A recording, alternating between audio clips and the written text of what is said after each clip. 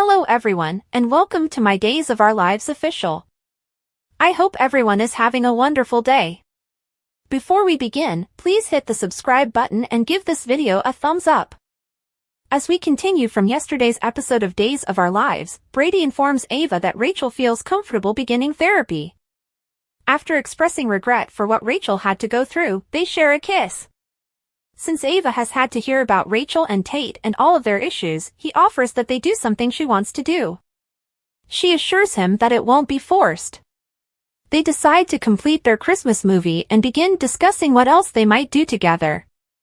They quickly begin kissing, but before they can go very far, there is a tap on the door. Kristen storms in and demands to know Rachel's location. Kristen informs Brady that their daughter has disappeared, and Brady responds that she is not present. Even worse, she stole Rachel's phone, her clothes, her backpack, and her stuffed snake, making it impossible to track her down. We must locate her. Harold claims she's not at the mansion, and both parents begin phoning about but are unable to locate her. Dazed Brady and Ava smile and gaze into one another's eyes as they lean toward one another on the couch. When Tate gets to the hospital, he asks Sophia how she's doing. The doctor changed the appointment, but why? Sophia acknowledges that the doctor lied. She didn't have time to explain, so she intended to make it so her mother couldn't accompany her. Sophia is assured by Tate that Dr. Johnson is excellent and that she is in capable hands. After welcoming them, Kayla sends Sophia to the examination room.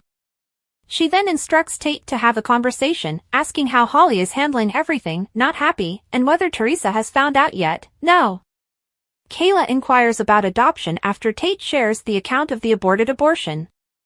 Although the prospective parents are interested, they are unsure of Sophia's parents' reaction.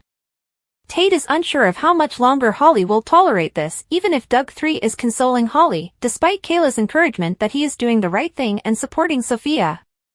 He has no right to feel jealous, yet he does. Kayla advises him to calm down, treat himself with kindness, and support Sophia. Holly will figure it out with him. She informs him they'll call when he can participate and departs to begin the exam. Both of them are moved by what they see when they call him in for the ultrasound. It's going well so far, Kayla informs them. The astonished teenagers are left to think while Kayla prints out a photo. Doug is reassured by Holly that his purpose was significant. He can pay off his debts and move on if she gives him the money. She gives an envelope of cash to a grateful Doug and advises him to simply leave his predicament and not allow it to happen again. She is okay with not attending and spending time with her boyfriend and his pregnant ex because it was the money for her senior trip to Washington, D.C. In any case, he assures her that he will reimburse her in time for her to travel. Holly is adamant about accompanying him to the park, where he is going to pay off the thugs. No, you're not. He eventually persuades her to stay after they argue about how risky it is. Or not. She appears as soon as he arrives at the park. Doug orders her to hide, but the lone thug appears and stops her before she can do so. Doug advises him to avoid Holly, who lashes out at him, calling him cruel and pathetic for beating up someone who owes money. They are squared once Doug gives them the money. Holly tells Doug that he shouldn't worry about anything else after he chastises her for mouthing off while they are alone. I sincerely hope you're correct. Dazed sitting at a table opposite Javi and Kerry, Leo smiles with Marlena. Leo discovers at the square that Kerry, a city dweller, is the owner of Javi's Rochester shirt. Incredible. After mentioning that the body and soul wardrobe person is from Rochester, he chooses to buy lunch for everyone. To the astonishment of Marlena and the displeasure of Kerry, Leo insists on a double date. Leo texts Marlena to join him as they sit down, making up an excuse to move aside. Leo informs Marlena that Kerry is Lady Whistleblower, while Kerry complains and groans to Javi as soon as they leave. And he will obtain the necessary proof. As the two return, Leo mentions body and soul and shares his upcoming narrative idea, which Abe and Kate adored, devil possession. Leo tells Javi that Marlena was possessed twice, leaving him perplexed. He then insists that they all remain quiet about the plot plan since it will be a big hit. Then they start talking about the devil running about town, but Marlena interrupts, asking, "Is there any way we could change the topic?" When Kerry argues that they must leave, Marlena yells at Leo, "Did you have to choose devil possession?" Leo clarifies that it was a ploy to trick Kerry into disclosing it. Days Kerry and Javi converse in bed while leaning in close and wearing no shirts. They smile a little. Kerry and Javi return to the Hernandez residence in the show's closing seconds and begin fighting. Kerry becomes frustrated that Javi is taking too long and stops it. Javi then recommends that they go upstairs to the bedroom. Kerry stays behind to instantly leak the possession narrative as he ascends. As he undresses upstairs, Javi tries to get himself ready for Kerry by reflecting on his night with Leo. He is joined by the gossip journalist, and they engage in a heated argument. Leo and Marlena keep an eye on the laptop in the plaza till the latest article that leaks the devil possession story appears. I understand you.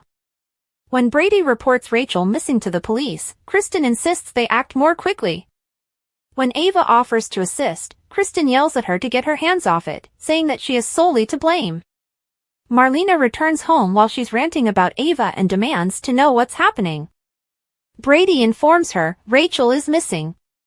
Days as she addresses an astonished Ava and Brady in his living room, Kristen furiously extends her hand. Tate and Sophia gaze at the ultrasound picture while getting sodas in the square. Holly overhears Sophia talking endlessly about how thrilled she is that the baby is okay, and they begin to bond over it.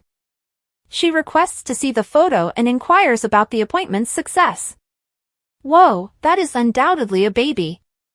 Tate's child.